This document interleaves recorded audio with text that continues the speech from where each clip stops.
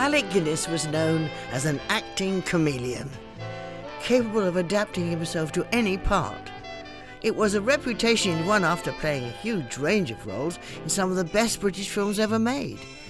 Ealing comedies like Lavender Hill Mob and The Kind Hearts and Coronets, and a run of classics directed by David Lean, including Great Expectations, Oliver Twist, Lawrence of Arabia, and The Bridge on the River Kwai, for which he won the Best Actor Oscar in 1957. And 2 years after that, he was knighted and became Sir Alec Guinness. It was quite a rise, and we join him here in 1973 talking to Tony Bilbo on the Film Extra programme about how it all started. I wonder if we could go right back, Sir Alec, to your childhood. Your parents weren't actors. What did your father do? Well, my father I never knew. I mean, he was out of my life when I was, a baby. But he was a bank manager. No connection with the theatre at all, and I've really sort of lived on my own since I was about 14 or something like that, on and off.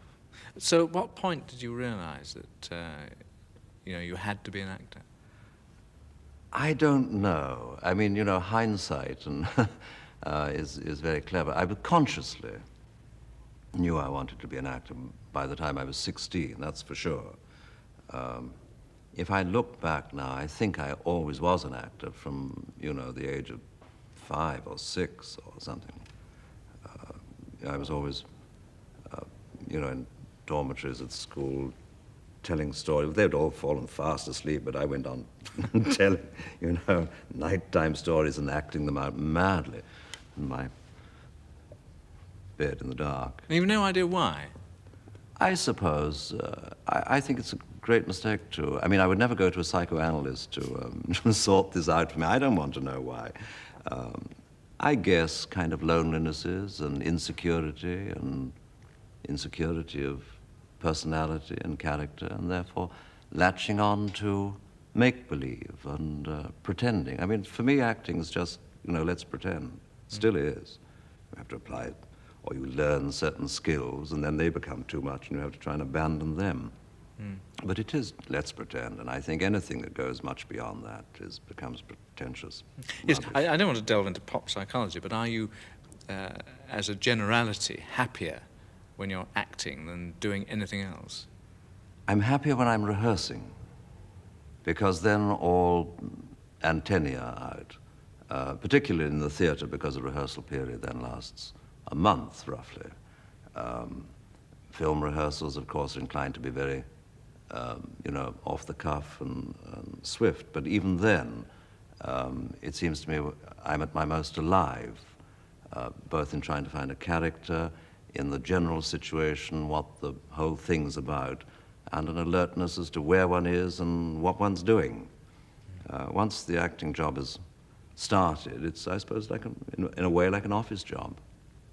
It was one of the periods in your life when I imagine you didn't feel particularly alive, was when you left school and went into an advertising agency. Oh, yes. You were a copywriter, weren't you? I was a copywriter, and then they took me off that very kindly and made me a layout man. I was disastrous with that, and they put me back to copywriting. What did you have to write? I wrote boring little ads for Rose's lime juice at one time. I was virtually Wilkinson's razor blades, Philips lamps, Mullard radio, everything about which I knew nothing. Did you come up with any original slogans? Oh, me? No, for heaven's sake. No. I was in offices when original slogans came up. I have made very good friends, and they were sweet to me there. But I earned £1 a week, £30 a week by the time I left. Were you worth it? No. I cost them a lot of money. The Daily Mail appeared one morning with a vast empty space, which is where my ad should have been. What happened then? You decided advertising? Well, I was always wanting to be an actor. It was a question of how to, I didn't know any actors. I didn't know how one started. And while I was at the advertising agency, I got onto Martita Hunt, who became a very great friend of mine, as I thought I would try and get into the Royal Academy. And I had no money, and so this meant trying to get a scholarship. And so I went to her for, hour lessons on my voice and this, that, and the other. I don't think she taught me a thing about anything to do with that, but she taught me a lot about life. I mean, she formed my taste in many ways, which was far more valuable. And when I arrived at the appointed time at the Royal Academy, I was met by a lady who said, "What a good thing you haven't come down from Scotland. We're not giving any more scholarships this year." So I was left with egg on my face, to a degree, and near tears. And I ran into a girl whom I used to know as a child, but within minutes, and wept on her shoulder. And she said, "Well, you better run down Baker Street to the Faye Compton studio, where they are holding auditions this minute." And I dashed there, and I was just in time, and I got the scholarship. You eventually joined John Gielgud's company, and then you joined the Old Vic in 1936. But your film career really started in 1946 with Great Expectations, didn't it? That's right, yes. It was the first film I've done, apart from appearing for one day when I was a student as a walking on, an extra in Evensong. And I swore I would never, ever do that again, the way they were treated. What do you mean, the extras? Yes, I thought, that's not for me. And I thought I will never go into films until if I'm going to be offered something in films, it must be something I've already played in the theatre. And it so happened that I'd done an stage adaptation of Great Expectations, in which I'd also appeared. Miss Herbert Pocket, wasn't it? That's right, yes. And David Lean and Ronald Neame had seen that and remembered it, and then they decided to do the film, and they also remembered me, and as the war was coming to its close, finished actually, contacted me. And that was the start of, working for the films. But even with that success, it's odd, it seems to me, that you managed to land the part of Fagin in Oliver Twist, because after all, you were still quite young, and in theory, for you to play Fagin was ridiculous. Well, that's the only time I've ever gone out after a part. I absolutely was determined to play that. And David Lean was wonderful. I mean, he listened to me. I mean, my thing to him was at the time, you would never think of, when I heard they were going to do Oliver Twist, you'd never think of casting me as Fagin. He said, "Not in 1,000 years, And I said, "That's where you're wrong, because you people in films are only interested in types. You're not interested in anyone actually trying to act." And I think he was a bit startled and didn't agree. And he said, "Well, I'll give you a test." So a test was arranged, and I got it. Mind you, your interpretation of the part caused a little trouble, I think, in America. They were a bit touchy about it, weren't they? Yes, the Russians were touchy about it in Central Europe, because they were, determined that it should be called anti-Semitic. The word Jew was never mentioned in it, because there was no question of it being anti-Semitic. As indeed, Dickens was accused of being anti-Semitic, which he hadn't, and then he went and wrote another novel, to make a sympathetic. I maintain the character had been, Jew, Arab, or nothing. In the 60s, your film output slowed down. You did a lot of stage work, Ross, Exit the King, Macbeth, Dylan on Broadway. Do you think of yourself first and foremost as a man of the theatre? I think of myself as an actor. Yes, I'm sure. But I started in the theatre. My early years were the theatre. And funnily enough, I've nearly always, with the exception, I think, of 1 year when I did maybe 2 or 2.5 films in, I have always managed to do something in the theatre in it, because it's very good, I find, to tackle or come in face to face with a live audience. And I also wanted to keep many actors who go into films who've been in the stage, and long years go by, and then they get a chance to go into the theatre again, and they become petrified at facing an audience and shy away from it and get very frightened. And I was being determined that that shouldn't happen to me.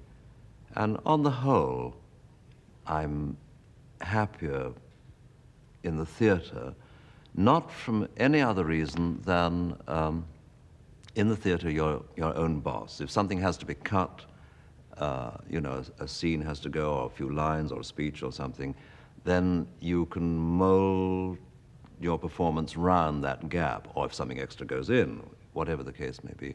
Whereas acting for the films, which has its other delights, if something goes, you cannot adjust your performance if it's snipped at the end. I mean, I've seen performances of myself on the screen in which the end has been put at the beginning and vice versa. And if I knew that had been going to happen, I would have performed differently throughout. And so I feel I'm not my own boss when filming, whereas I am in the theatre. 4 years later, Guinness's latest film had, to his surprise, just become one of the biggest box office hits of all time. Star Wars. It meant an appearance on Parkinson, but the conversation opened with an examination of his whole approach to the art of acting. How do you go about it? It's a thing that always fascinates me when I talk to actors, particularly great actors, about how you build a part, about what comes first in building up a character and this sort of thing. I always find, too, by the way, that actors don't like being asked this question very much. And I can tell by your face that you're not much savouring it either. Well, I don't know. I Thank really you. don't That's what I thought you'd say. You know, I don't know how one, you know, obviously one's imagination and what the author has presented one on the script are vitally important. If I get stuck, actually that Lavender Hill mob part, which we've just seen, that I did based on two things. I went to the zoo, and in the rodent house, in the small rodents, I saw some little round-eyed, nervousy little character, rather sort of fluffy, and I thought, maybe that's maybe something on those lines. And then I realized that a bank clerk at my bank looked very much like it, so I settled on the bank clerk's voice. There were two clips, both with no R's. I'm playing with the Fagin and that. So that was a kind of very much a bit of observation and tilted up, of course, Yes. no end. But when I have got stuck, I have very often gone to the zoo and see if some animal would give me some Really? clue. Why the zoo? Well, the only place where you can find strange animals around. When I did Richard III in Canada, I'd spent a lot of time. I searched around. I thought an eagle maybe, and no, I'm not really kind of an eagle type. And then I found a creature called the unsociable vulture. I used to visit him. Every 2 or 3 days he got to know me. He was very kind of inquisitive, kind of full of. He was quite a sociable chap, actually. But, I mean, what were you getting from the unsociable vulture, Sir Alec, that you could possibly use on stage? Oh, I don't know what, something little, some little something at the back of my mind, or indeed maybe a walk or a mannerism or something like that. I mean, how could you demonstrate, say, a notion you had once with a bird or something to show me exactly what you mean? Well, I think I first sort of got the idea that animals might be helpful in my profession before the war in the Cairo Zoo. I was on tour playing Hamlet, and there was a bird there called a shoebill. It's all right if I stand up because sure. I don't think I can do this anymore. But it stands about that high, and it's grey, very soberly pale grey, and it doesn't like being watched. That appealed to me at no end. It likes to watch other people, and it has a very, very big beak, rather like a kind of shape of some enormous shoe, great big grey thing there, and a little eye out there. And I first spotted it, and it was standing on one foot with a kind of little tail out. I don't think it would stand up anymore. And kind of eyeing one. And I noticed that whenever I turned away, it moved, but it would never move while I was watching it. So you have to sort of pretend every time I say now, you really have to turn away and look back. So he was standing looking at me, and one would say now and turn away, and then you turn back and one would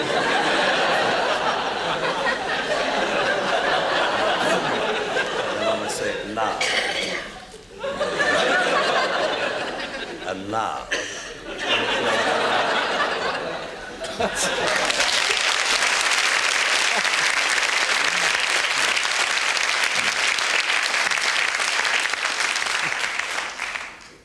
So, but how did you use that in the part of Hamlet? Oh, I didn't play Hamlet like that. No, I did have a disastrous Hamlet later on, but it wasn't through doing a bird. No, it gave me the idea that maybe I would get some sort of amusing kind of movement or something from. I'm very devoted to animals. You are? Yes, indeed. And I love watching them. In Ceylon later, may I tell a little sort of animal story? Please do. I loved the elephants one saw around. And one afternoon, I went down to watch a lot of elephants working, pushing great tree trunks down into the river, which was a very fast river. And all the elephants except one rolled these big trees down into the river with that part of their nose kind of pushing and rolling very successfully, very skillfully, and very soberly. Pushed on thing, and the tree would get into the water and gradually kind of get shifted away by the current. But there was one enormous rogue elephant there with a chain round his tummy, which meant that he probably killed someone, but he was a very wise, huge old fellow. With some great big floppy ears going around. And he didn't do this at all. He pushed it as if it was a pencil. He kind of got his nose and pushed it the difficult way towards the water. And I thought, now why? Because one or two people said, no, you watch that elephant. And some of the film crew were like, silly old so-and-so, look at him, why didn't he just roll it like the others? That kind of goes down. And it was as if he heard them, because he was very, very slow in all his kind of movements, the way he kind of came and pushed at this huge tree. And the little eye kind of took us all in. And he thinks, you think I'm a fool, don't you? And the others are all the clever ones. And he very, very slowly left it, moved round. And as he just got back, he gave us all a little tiny, wicked look and flipped it with his back foot.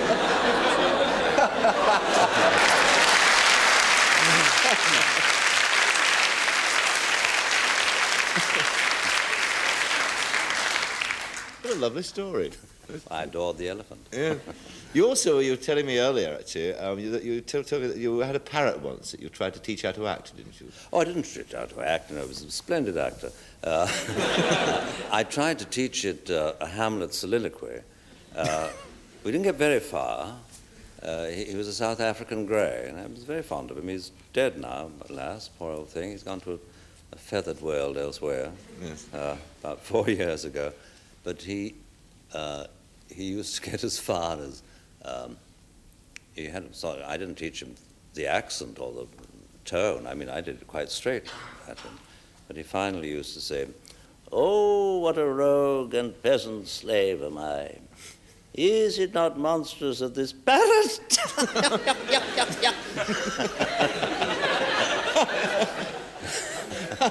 Was this a pet? Oh, yes, It indeed. was a pet. Yes, I mean, indeed. what kind of pets do you keep?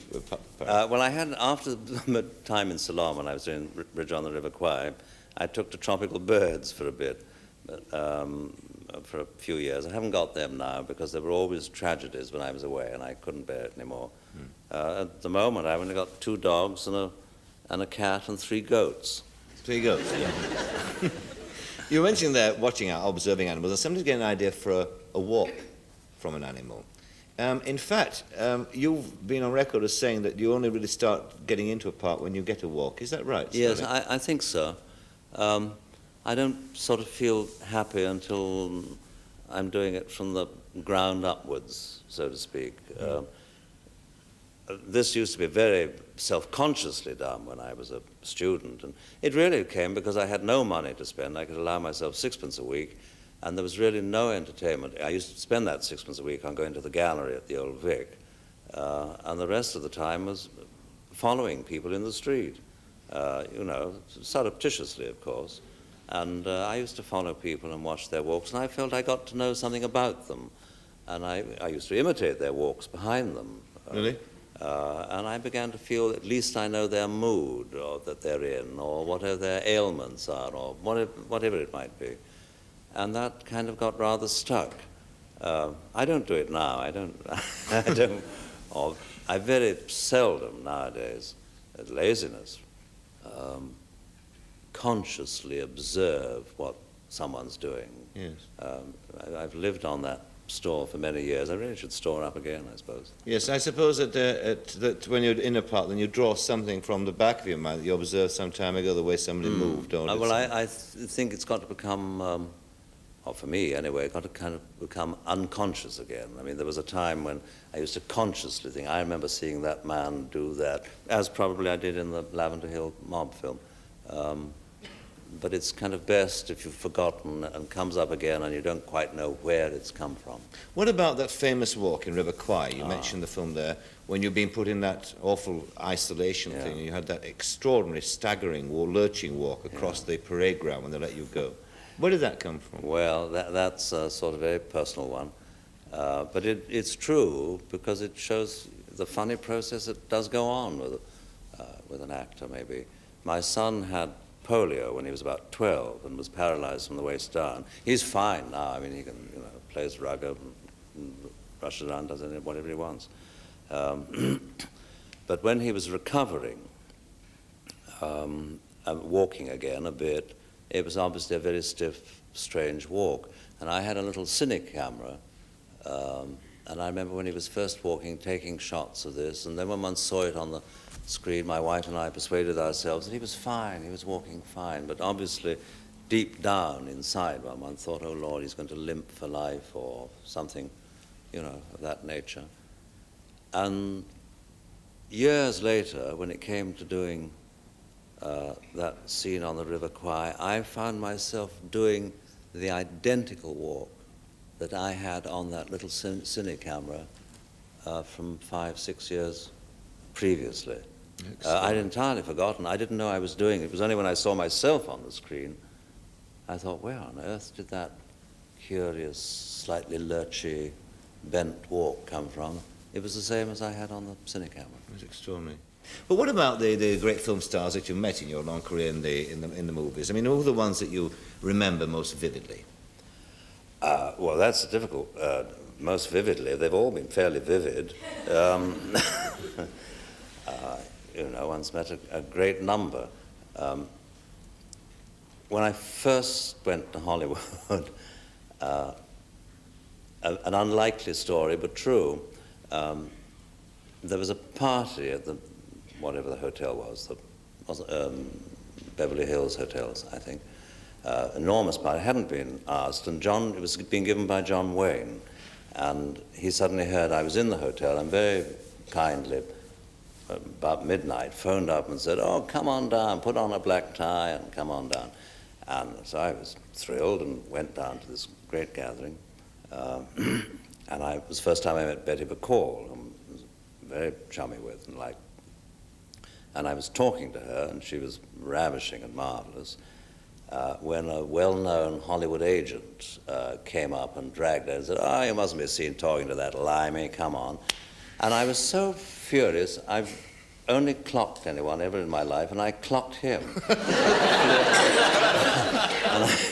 and I flew out in a rage, back up to, ripped off my black tie, back into bed, and, crossly down, ashamed of myself, but also very angry with this chap. And the phone went again, and it was John Wayne again saying, oh, I hear this, come on down again, come, you got to make it up. So down I onto my black tie again, down, and thought I behaved very well. And by then, of course, it had become something of a scandal, and a lot of people had gathered around. And he said, I want you to shake hands with this man. He's dead now. Not through my blow. And so we solemnly shook hands again, and rather coldly, but solemnly. And there was a lot of applause for that, whereupon I clocked him again. You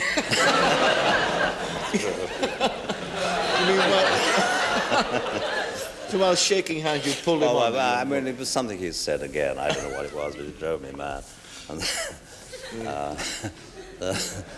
the John Wayne was marvellous about it. He was very kind of comforting. And from someone, I got a huge box of cigars the next day. I don't know who. Probably everybody in the room, Sir Alec, had been wanting to do what you did. I think that was what was behind it. Probably the case. You also met Dean, didn't you, James Dean? My very first night in Hollywood, I met James Dean. It was a very, very odd occurrence. I'd arrived off the plane, but those were, took a long time in those days, about 16 hours flight. And I'd been met by Grace Kelly and various people, but I found that I was alone for myself for the evening. And a woman I knew phoned up and said, let me take you out to dinner. And we went to various places, and she was wearing trousers, and they wouldn't let her in any of the smart Hollywood restaurants. Think of it, whatever it was, 1952, 54, something like that. However, we finally went to a little Italian dive, and that was full. And so one got turned away. I said, honestly, I don't mind just a hamburger anywhere. I was hungry by then. And then I heard feet running down the street, and it was James Dean. And he said, I was in that restaurant, you couldn't get a table. And my name's James Dean. He said, will you come and join me? So we said, yes, very kind of him. And then going back into the restaurant, he said, before we go in, I must show you something. I've just got a new car. And there in the courtyard of this little restaurant was I don't know what the car was, some little silver, very smart thing, all done up in cellophane with a bunch of roses tied to its bonnet. And I said, how fast can you drive in this? He said, I can do 150 in it. And I said, have you driven it? He said, no, I've never been in it at all. And some strange thing came over me, some almost different voice. And I said, look, I won't join your table unless you want me to, but I must say something.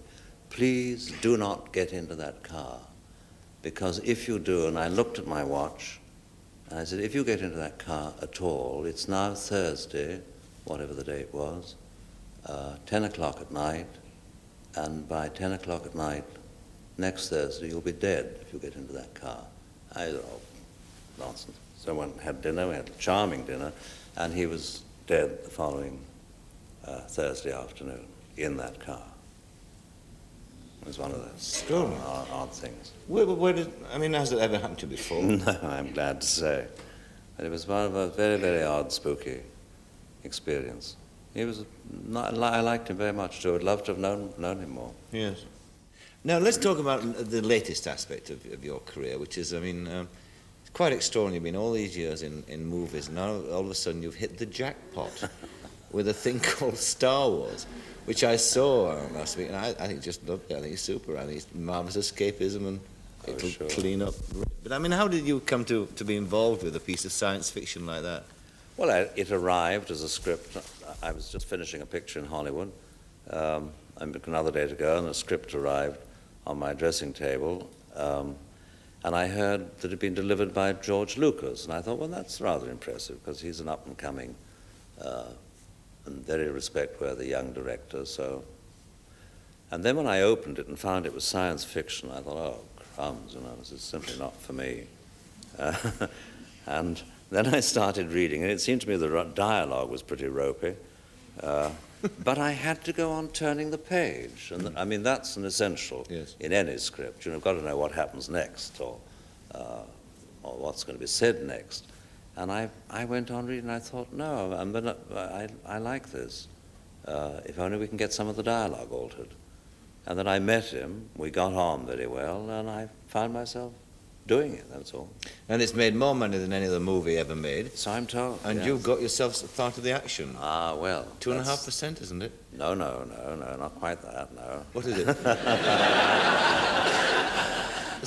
Sir Alec, how much is it? Well, you want that story. Please. I tried to keep this dark. I don't know where this all sprang from. I think it was the Evening Standard to blame for this. I had a contract. My agent said, I've asked for 2% of whatever, because we didn't think it would make any, I've had a percentage on a film before, and they lose money like mad if I have a percentage. And I said, oh, fine, all right, 2%. And the day before the film opened in San Francisco, George Lucas phoned me and said, he's again, he's like Alan Bennett, he's very diffident and very shy and quiet, and he has a funny little voice. And he said, I think the movie's kind of going to be all right. And I said, oh, I'm glad, George. And he said, yeah, the press quite like it. I said, good. He said, we're pleased with, very grateful for little alterations you suggested, and so we'd like to offer you another 0.5%, by making it 2.5. And I said, well, that's marvelous, thank you very much.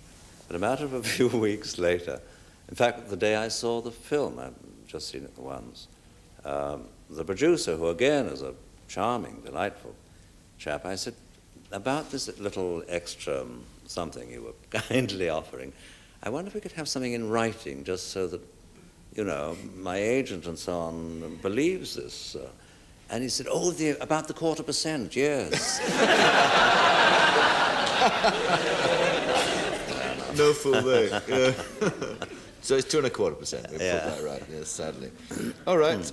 Let's then now have a look at Star Wars. A clip here.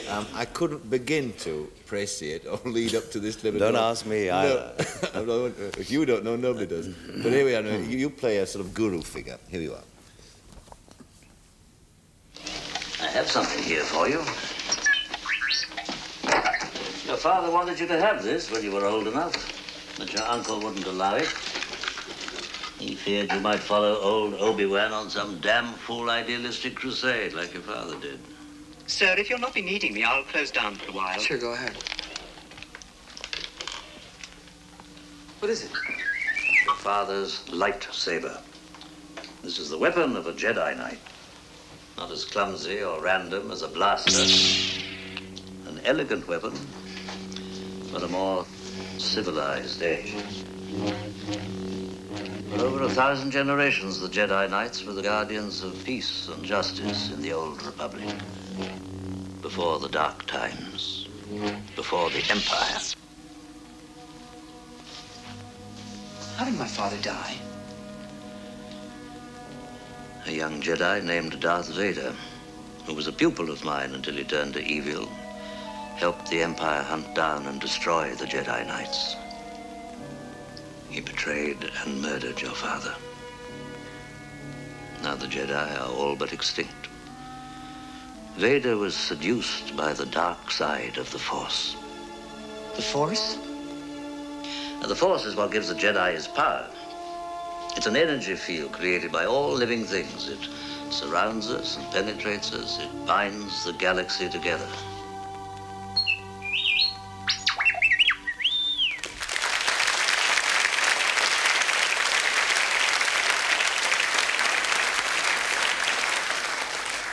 You said you saw the film, Sir Alec. What's the fascination of it to you, do you think? I think a marvelous, healthy innocence. Yes. Great pace, wonderful to look at, full of guts, nothing unpleasant. I mean, people go bang, bang, and people fall over and are dead. But, no horrors, no sleazy sex. In fact, actually, no sex at all, if it comes to that. And a sort of wonderful freshness about it, kind of like a wonderful fresh air. When I came out of the cinema into Tottenham Court Road, I thought, oh, Lord, London's awfully sort of gritty and dirty and full of rubbish, isn't it?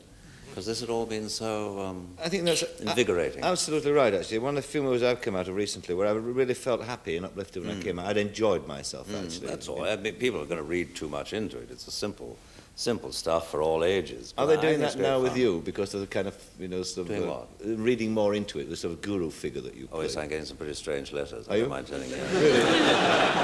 I can imagine, actually. Oh, no, surely, yes.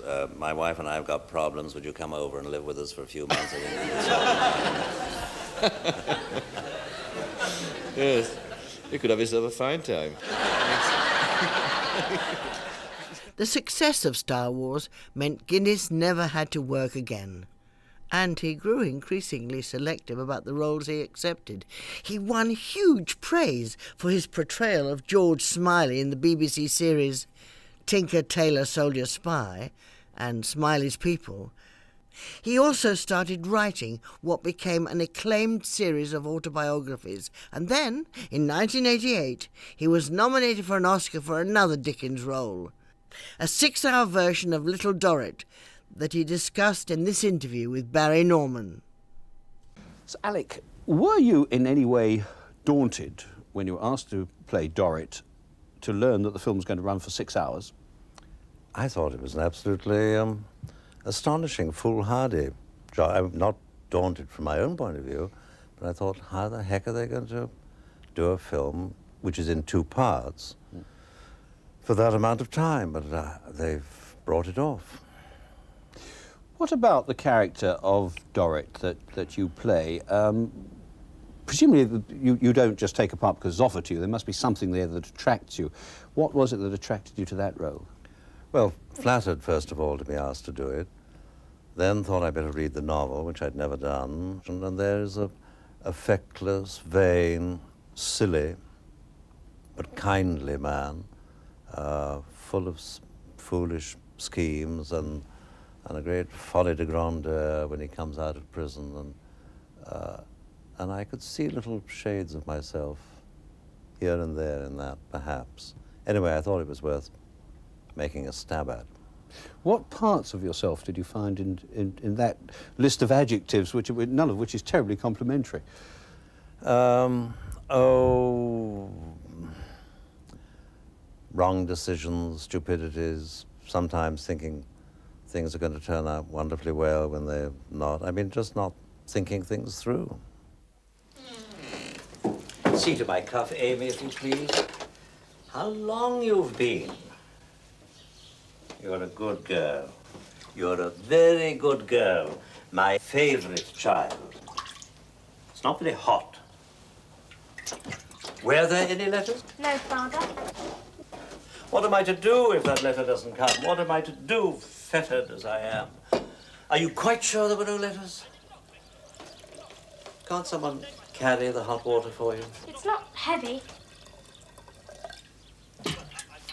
My daughter shouldn't be seen carrying the hot water. You watched that, the blank face. Were you unimpressed, or do you just not like seeing yourself on screen? I don't like seeing myself on screen, but I'm afraid under the blank face, I had an admiration, not for myself, let me hasten to add, but for Dickens and the wonderful variety of thoughts you get through that. I mean, the vanity, the petulance, the snobism, the selfishness, all there in every sentence. Would it be true to say that the film part anyway, that brought you most first strongly to the public attention was again in Dickens, was Oliver Twist in Fagin? Now, I believe that you had to fight very hard to get that role. I don't know whether I had to fight. I approached David Lean saying, you know, I would love to play Fagin, and I was, what, 34, 35, something like that. And he obviously thought it was a bit mad as an idea.